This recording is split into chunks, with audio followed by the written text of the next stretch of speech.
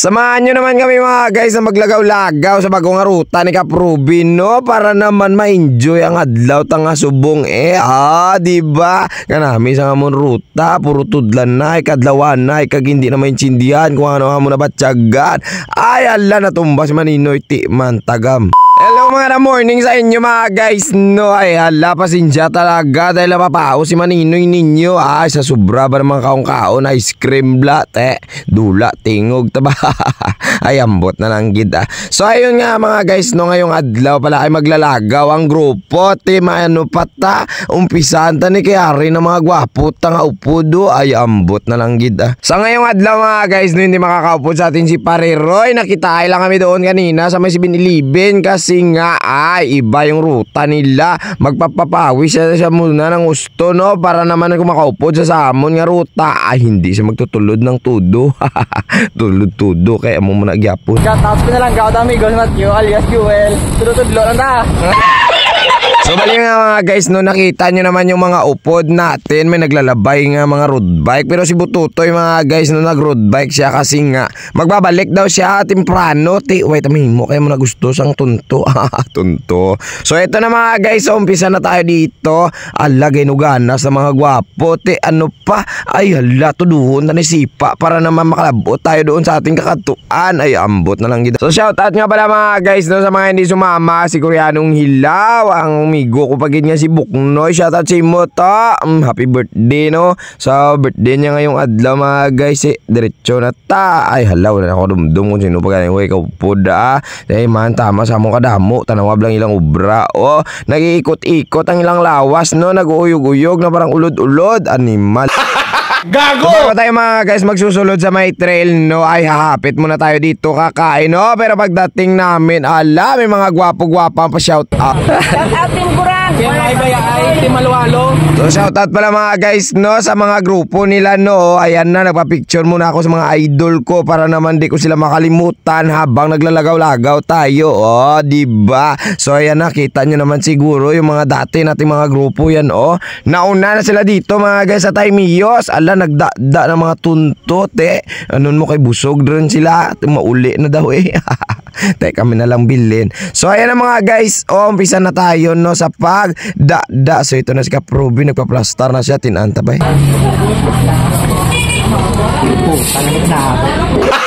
Gago! So abang kumakain sila ni Bututoy dito, si Pare Mercurio, yung mga kaupod natin mga guys, no, ay sabihin ko sa inyo, ang pupuntahan pala natin na barangay ay Miyak.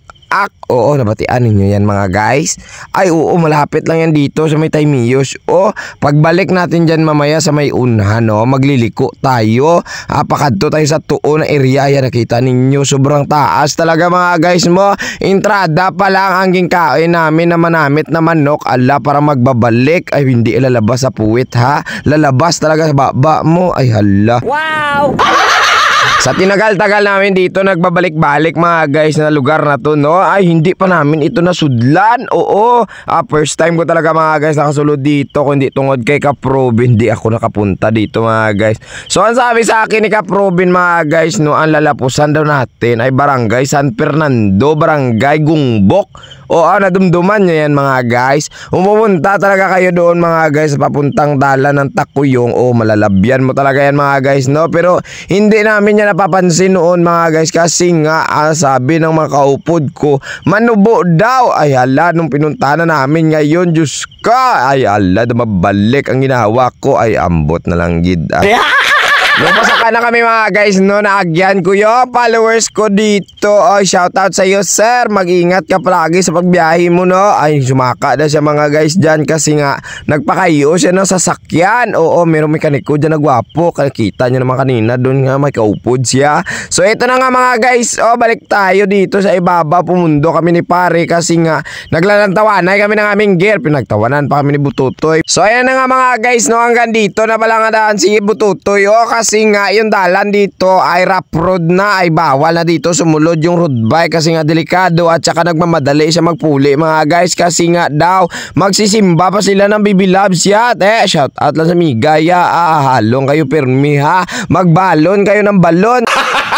So dahil nga makusog tayo mga guys, no, makusog tayo sa paghulat, eto na, babakulo natin yung mga upod kong pasaway kasi nga ang hinay nila, tuduan mo sipa, hindi ka magsipa, tudo kay panghanuton taka mo, te, naghinay pantunto, ari mo ay, hindi ka mabakol, ari, na, lagan, tudua, ay hala. Nung matapos na kami mga guys sa pagtaklad, no, ito na magdudulog na naman tayo dito. Pero hindi ko alam mga guys na pagdabot natin sa idalom kon, manami pa ang dalan kasi nga parang hindi talaga mataganda to, no. O nilalantaw ko palang mga guys, no, kahit nagingirit na sila, ay parang sinusumpa ko talaga yung dalan dito mga guys ba. Kasi nga mga guys, no, pagdating natin dito sa may anong barangay ba itong tawag nila, nalipat ako. Oo, basta diretso daw tayo mga guys, no, magliko tayo sa wala kasi nga yung taklad na sabi ni Kaprubin ay manami daw. Manami na itulod, manami pa itiklod, ay di puta. Wow!